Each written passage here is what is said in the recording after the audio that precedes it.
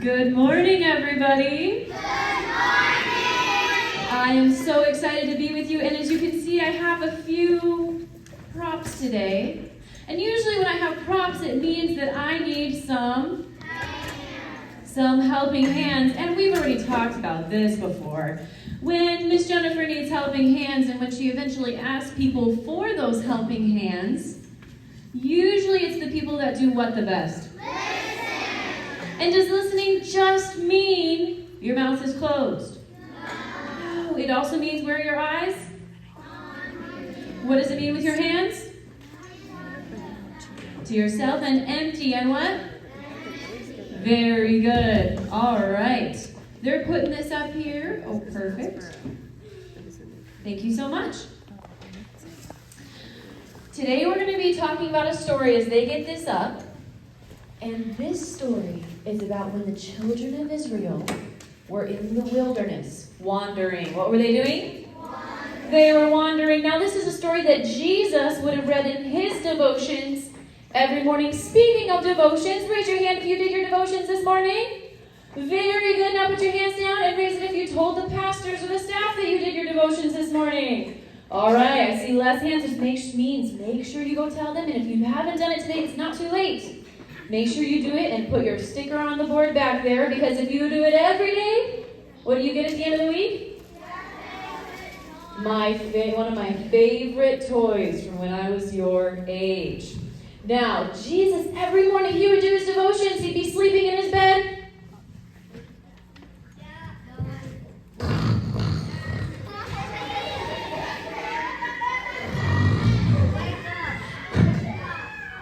And did Jesus run to go play with his friends right away? No, every single day. Every what?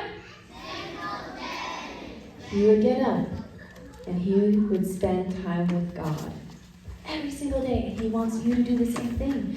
And one of those stories that he read about, the children wandering in the wilderness, they're going to the beautiful land, flowing with milk and honey. They've been told about it for so long. That it's beautiful, it's the best place to live, and they're going to go there. It's a place that God wanted them to live. And they are almost there. They're almost there. And Moses decides, I'm going to send 12 spies. He's going to send what? 12 spies. Into the land so that they can figure out how to, make their new home, how to move in, right? So they send 12 spies. They're out there for 40 days. And everybody's waiting. What's going to happen to the spies while they're there? Because they've got to sneak in. They've got to, look and see what it's like, what the people are like, what do they have going on. So 40 days pass. And eventually 40 days passes. And they come home. Everyone's excited. What was it like? Was it as beautiful as we're told? Was there really so much food you could barely handle it? Was it really just the most amazing place in the world? And all the spies go, yes! It was amazing! It was beautiful! We saw some of the most beautiful plants we've ever seen, some of the most beautiful buildings we've ever seen. It was beautiful! The grapes were so big that to hold a cluster of grapes, I can hold a cluster of grapes just like this. Can you too? They said it was so big, you had to have 2 strong men to carry it. Like this guy who did push-ups the other day, and this guy who did push-ups the other day. These strong guys. Both of them to carry the grapes. But then, how many spies were there? 12. 10 of them said, but everyone that lives there is super, super tall. Super what? Tall. They're super tall, and they're super big and strong, and they're really, really scary. They're shaking in their boots. I don't think we can win against them. Now I've got to tell you something. There is such a thing as people that are stronger winning more, right? Now, this is an embarrassing thing. I'm going to tell you something embarrassing about me. Are you ready? Yeah. You're going to know, and I don't want you to tell other camp meeting people. This is just between us, okay?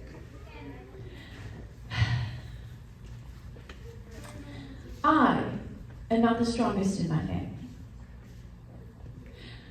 My little sister is 5 years younger than me. How much younger? 5 years younger than me. So she's younger than me, she's shorter than me, she's smaller than me.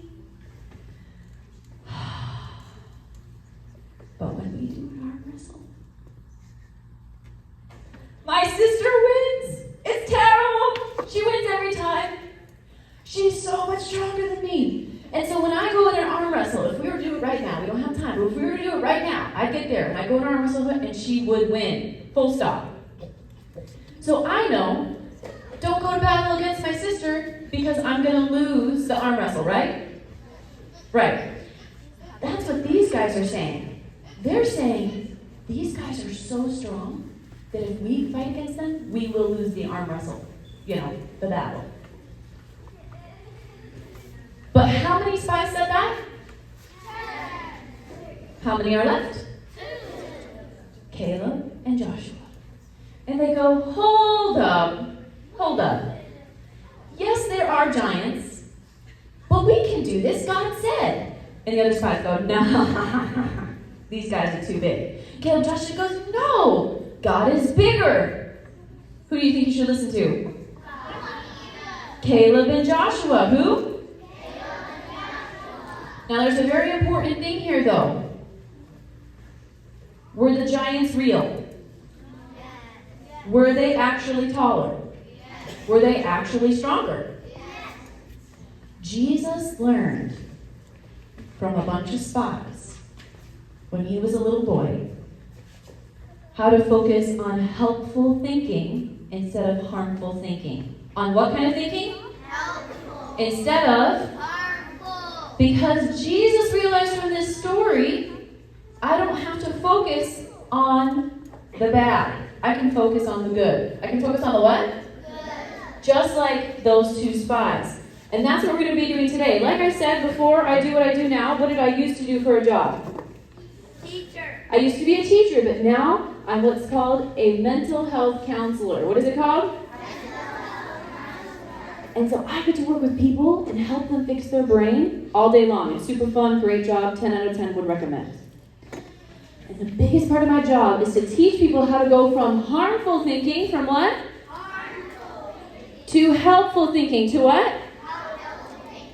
The goal is to go from harmful to helpful, and it's called a reframe. What is it called? Reframe. A reframe is when you change harmful thinking to helpful thinking. You change what? Very good. Now, when you do this, it's almost like your brain is in a courtroom.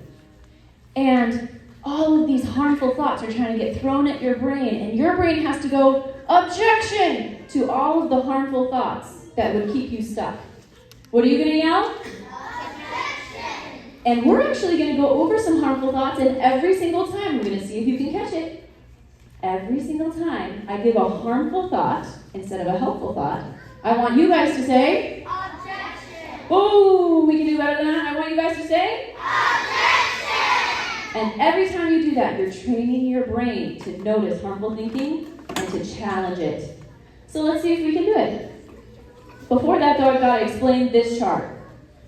On the left side in the blue words, it says the accuser. What does it say? The accuser. And on the right side, it says the comforter. What does it say? Do you know a lot of people go throughout their life? Oh man, I tell you, I'm already starting to pick out the people I'm going to meet in my helpers. You are doing so good. A lot of people go through their life and they don't know how to tell if their thoughts are harmful, what? Harmful. Or helpful, what? Helpful. They don't know where their thoughts are coming from. And I'm going to teach you right now. Did you know what? I taught a man who was 83 years old how to do this just a little while ago. How old? 83. And it was his first time figuring it out. Are any of you 83? No. No. You guys are 7 and 8, maybe around there, a little spitter spatter of it. I'm not 7. Which means if you learn this today, if you learn it when? Today. You are going to be smarter than an 83-year-old. You guys ready to be smarter than an 83-year-old? Yes. Let's go. The accuser, when you get thoughts from the accuser, and that's Satan, who is it? They are going to make you feel shame and make you feel stuck. Now, shame is that feeling of, I can never get better. I'm stuck. You're going to feel stuck. You're going to feel what? Stuck.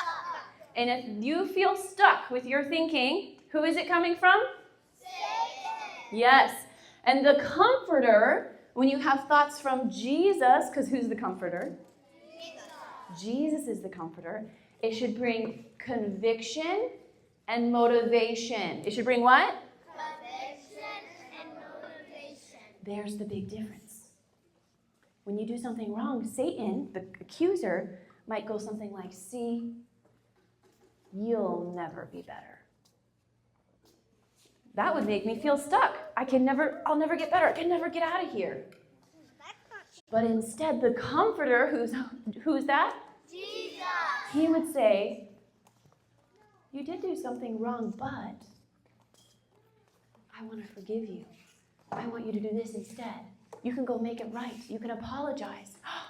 And now I am motivated. I'm pulled to right action. I'm what to right action? Pulled to right action. There's the difference. The accuser makes you feel stuck. Makes you feel what? Stuck. The comforter brings you conviction/motivation. Brings you what? Very good. So here's some examples, but before we do examples, I need actually several helpers, but this time I want us to do something special because I have to pick several people. So I'd like everyone to put their head down and close their eyes. And if I touch your head, stand up and come to the front. Keep those eyes closed, those heads down.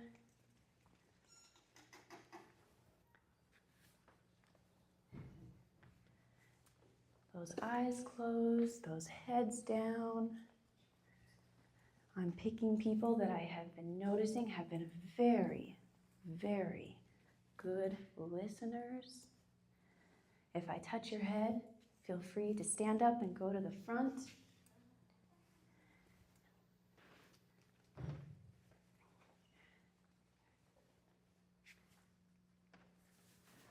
Almost finished.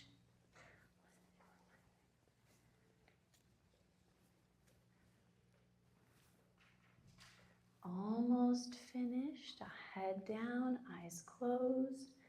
I'm looking for the people that I've been noticing all week have been very good listeners. If I touch your head, you can stand up and come to the front. All right, everyone can open their eyes and look at the 8 people who have been excellent listeners last night and this morning. Now, go ahead and just stay there for a second. I'm going to hand you something in a minute. Jesus wants us to rise above the difficulties. Remember last night we were talking about how we were going to use gratitude. What were we going to use? Gratitude. And how Jesus, when he was a little boy, the Desire of Ages says, and who wrote the Desire of Ages? Auntie Ellen, very good. How Jesus lived above the difficulties, very much like this balloon here.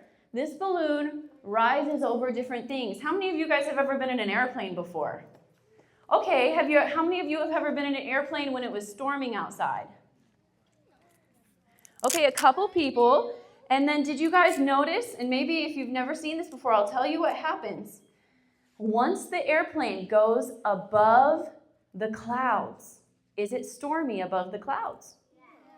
It is not stormy above the clouds. You could be in a terrible cloudy rainstorm underneath the clouds.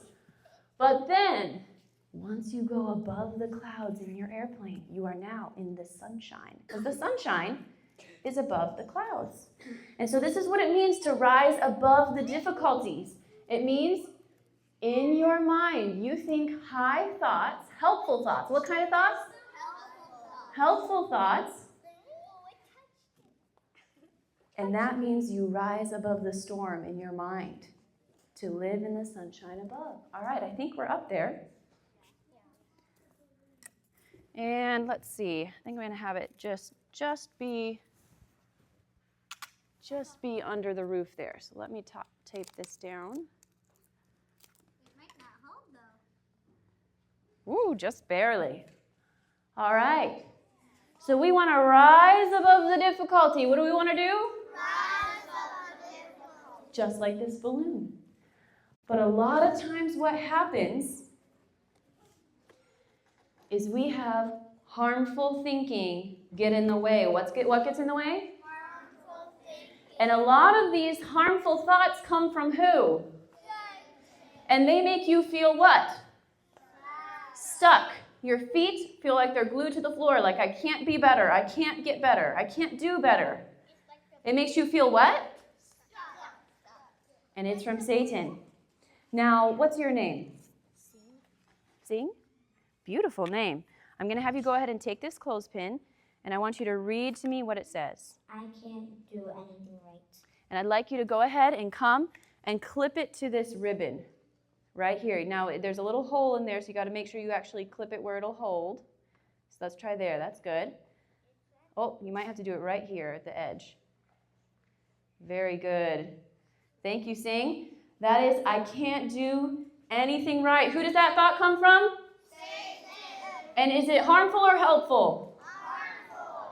It is harmful. And one by one, it starts to weigh our brains down. It weighs our what down? Brains down. What's your name?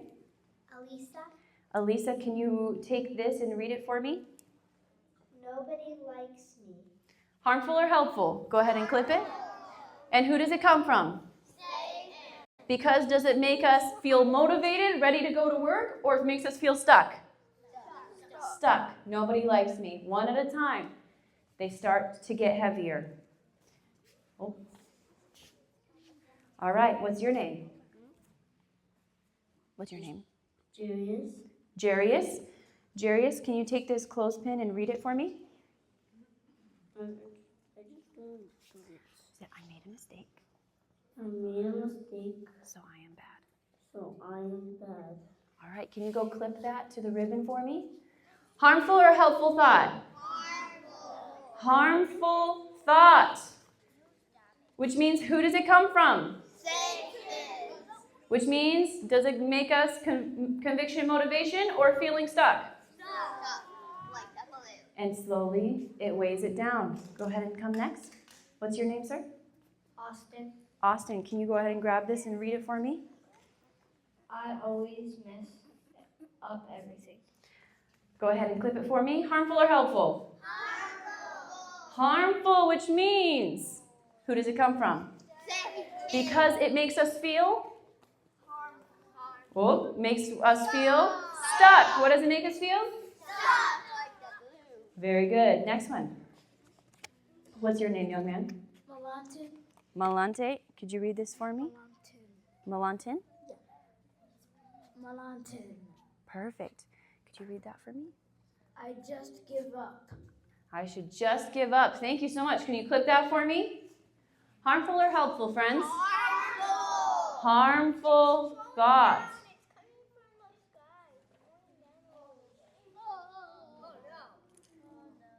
And as you'll notice, the more we clip on, the heavier our thoughts get.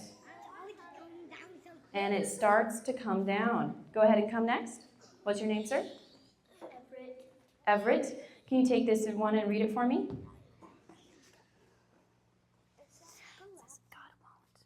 God won't Forgive me this time. forgive me this time. Go ahead and clip that for me. Harmful or helpful? Harmful because it makes us feel stuck. It makes us feel what? Which means who is it coming from? Satan. Very good. Go ahead and next young man right there, right behind you. Come on up. What's your name, young man? Levi. All right, Levi, can you take this one for me and read it for me? I don't know what it says. Everyone is better than me. than me. All right, go ahead and clip that for me, young man. Try to go a little bit higher if you can. And is this a harmful or helpful thought? Harmful. Yep, you're going to have to put it right on the edge there. Perfect. Very good. Because it makes us feel Stuck. It makes us feel what? Stuck. Which means who does it come from? Satan. And what's your name, young man? Hunter. Hunter, can you read this for me? Oh, turn it around. Yep. God must be God must be tired of me. tired of me. All right, harmful or helpful thought. You can clip it. Try to clip it up higher if you can. Harmful thought, because it makes us feel. It makes us feel what? Which means who does it come from? Satan. Satan. And do we see that eventually all of these thoughts will weigh us down more and more and more? Thoughts like, what's the point of trying? Thoughts like, I'm so scared, I don't think, hey, balloon, get back here. I gave you guys a hard job, didn't I? I'm so scared, I can't do it. Thoughts like, they laughed at me, so I must be stupid. Harmful or helpful? Harmful. Oh, all right, you can do this. Come on, Jennifer. All righty. Oh, there, good. Come on now. There we go. Oh, that was a heavy thought. Things like, I'll never get better. Harmful or helpful? Harmful. Thoughts like, everyone else is better than me. Harmful or helpful? Harmful. Harmful. Now, if we had the time, I could clip more and more and more. And eventually this balloon would come all the way down. And you know what? I see that happen in the work that I do all the time. Their thinking gets so heavy. So what? That their brain takes them all the way down. And they go, I just can't seem to find my way out of the hole again. Thank you guys. You guys can go sit down. There we go. Now when we switch from harmful thinking, what kind? To helpful thinking, what kind? A verse in the Bible tells us that this has to happen. Hebrews 12 verse 1 says, let us lay aside, or let's put aside every weight. Every what? Every weight and the sin which easily besets us or gets in our way, gets us in trouble. Let's lay it aside. Let's get rid of it. Are you guys ready to get rid of the heavy weights that are bringing us down? Let's do it. The way you do that is you reframe. You what? Reframe. Which means you take a thought from harmful. From what? Harmful. To what? Helpful. Very good. Whoa. So for example, the first one, the accuser says, I can't do anything right. I can't what? First of all, is that ever true? I can't do anything right? You guys got out of bed this morning. You did that right, right? So you can reframe, which means you take something from Harmful. to. Helpful. I tell you, this thing really likes me. All right, follow me around everywhere. So we got to change this to helpful, and maybe we say instead, some things are hard for me, but I can do many things with God's help. I can take one step at a time. So we went from to. Very good. Next harmful thought. No one likes me. Harmful or helpful? If we were to change this, we were to reframe it to helpful, we could say, I feel left out right now, but that does not mean that nobody cares about me. So we went from? Nobody likes me. Ooh, harmful. We went to what? To what? To helpful. Very good. And last one, I made a mistake. I'm so bad. To, I have made a mistake, but I can ask forgiveness and make it right. I went from? Harmful. To? Helpful. Very good. Now it's your turn to practice. The thought. So we already addressed 3 of them because we want to see what happens when we start to address our negative thinking. Let's address another one though. Oh, don't go away from me. I'm scared, so I can't do it. Harmful or helpful? Harmful. But now I need to hear from you. If then there's not a wrong answer. See, I have 3 arrows here. So you already know there's at least 3 answers. But when you reframe, when you what? Reframe. There's actually usually about 20 to 30 answers that would be really, really great ones. And so everybody could even have a different answer and it would be right. So if someone were thinking the harmful thought, the what? Harmful. Of I'm scared so I can't do it. Raise your hand if you have an idea of how to reframe that to a helpful thought. If you have an idea, instead of I'm scared so I can't do it, what could you say instead? I might be scared, But I can pray. Give her a round of applause. That's very nice. All right, excellent reframe. I'm scared so I can't do it. What would the reframe be? I can ask God to do it. I can ask God to do it, to do what I can't do. Give him a round of applause. Very nice, very nice. Excellent work.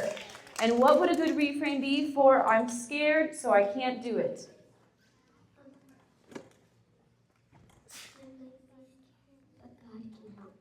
I might be scared, but God can help me. Very good. Give her a round of applause. Very good. Other ones, you guys might have even said the ones I put on. I feel scared. I can feel scared and still do the right thing. Next one, read it with me. I can take one small step. And last one, God is with me. All right, so we addressed that thought. Let's take it off. And our balloon is getting slowly lighter, just like our brain can. All right, next one. Everyone else is better than me. Harmful or helpful? And if we were to change this to helpful, what could a helpful thought be? I can learn from them. I can learn from them. Give her a round of applause. Very good, very good. All right, if our harmful thought was everyone else is better than me, what would a helpful thought be? What's your reframe? Do your best. Do your best. I love it. Give her a round of applause. Very nice, very nice. And if your harmful thought was everyone else is better than me, what would your helpful reframe be? Pray. I can pray about it. Excellent. Give him a round of applause. Do we see that there's multiple answers that can be right? Other ones can be, God doesn't want me to be the best. He wants me to do the right thing. Everyone has different gifts, and I don't have to compare. I can grow. Next one, it has to be perfect. It has to be perfect. If this was a harmful thought, because guess what? When you think it has to be perfect, that can sometimes keep your feet stuck. Harmful or helpful? Harmful. And if you were to do a helpful reframe, what would your helpful reframe be? It's unique the way it is. It's unique the way it is. I like it. Give her a round of applause. Very nice. Very nice. All right. If you were to take harmful thought, it has to be perfect, to helpful thought reframe, what would it be? I can make it perfect with God's help. With God's help, He can make it perfect. Give her a round of applause. I love it. Very nice. Very nice. We have so many hands on this one. All right. If you were to take it from a harmful to a helpful reframe, what would it be? It doesn't have to be perfect, but I want to do my best. Doesn't have to be perfect. I want it to be perfect, but I can do my best. Give it a round of applause. That is very nice. And one more. What's your reframe to helpful? Be helpful in every way. I can be helpful. It doesn't have to be perfect. Give her a round of applause. Very nice. There are so many different ways to turn a what thought into a what thought? Helpful. I can do my best. That's enough. Jesus loves me when I am learning and growing. And if I make a mistake, I can try again. All right. I think we actually have done 2. Let me take that off. There we go. All right. Next one. They laughed at me, so I must be stupid. Ooh, that's a heavy one. Oh, this one got twisted. Here, I'm going to take it. Ooh, That's kind of heavy. They laughed at me, so I must be stupid. Harmful or helpful? Harmful thought. And if you were to reframe it, you were to what? Reframe it, which means you're turning it from to. What would your reframe be? They laughed at me, so I must be stupid. Say, Jesus, please help me. I know this is wrong. Jesus, please help me. I know this is wrong. Very nice. Give her a round of applause. Excellent. Now, if you were to take the harmful thought to a helpful thought of they laughed at me, so I must be stupid, what would the helpful thought be? That you could try again. I can try again. Very good. Give her a round of applause. Very good. If you were to reframe this from harmful to helpful, what would it be? I should laugh with them. I can maybe laugh with them. Okay, give them a round of applause. Very nice, very nice. All right, if you were to change this from harmful to helpful, what would that be?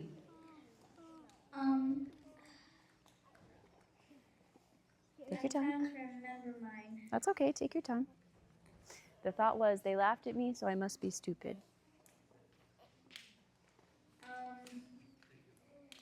If they're mean to me, I can just walk away. I love that one. If they're mean to me, I can just walk away. Give them a round of applause. Because I want to actually stop with this. Is it nice when people laugh at us? No, it's not nice. It does feel bad, right? But so many times we take what people do, like they laughed at me, and we attach a bunch of meaning to it. We go, well, because they laughed, it means I must be stupid. I must not be a good friend. People must not want me around. Ooh, which is heavier? They laughed at me, or I must be stupid, they must not want me around, and they must not think I'm a good friend. Which one's heavier? The thoughts, right?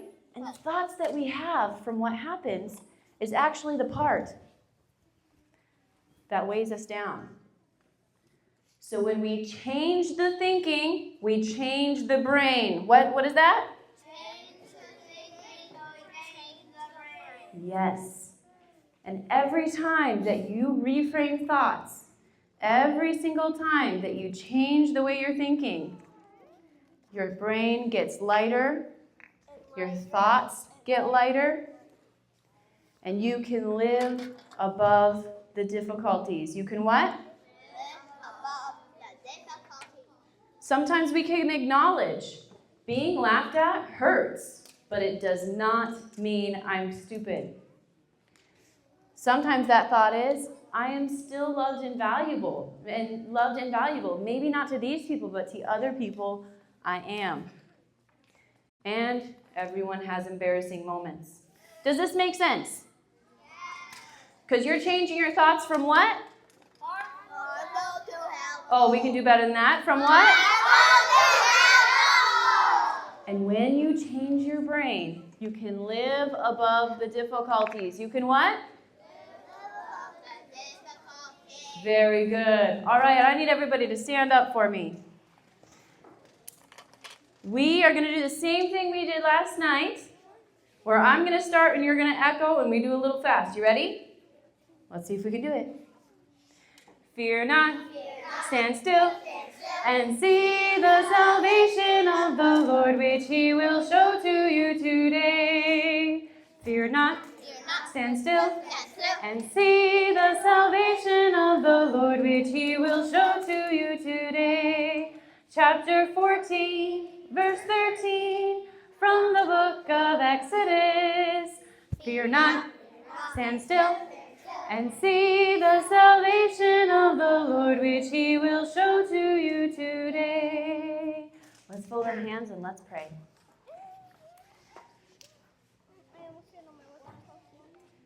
Let's pray. Dear Jesus, we love you so much. We know that you bring thoughts that pull us to right direction. So I pray that any thoughts that make us feel stuck, you would help us to yell objection, and that we would follow into your kind of thinking that pulls us in the right way. Thank you, Jesus, for helping us do this. In your name I pray, amen.